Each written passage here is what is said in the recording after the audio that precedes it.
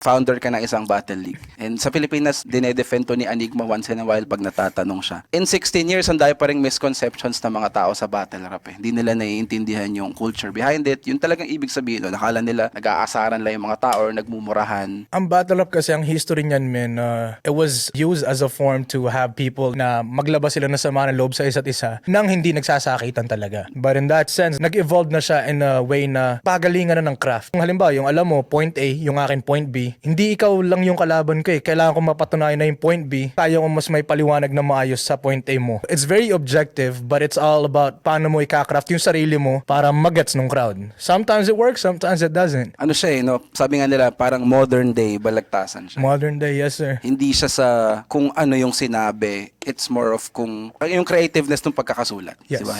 Minsan nga, hindi totoo yung sinabi pero creative yung pagkakasulat. May mga metaphors, simile, kung ano man, multisyllabic rhyming, mga ganyan, di ba? Nagmumukhang convincing sa crowd, tas doon ka mapapawaw sa sulat.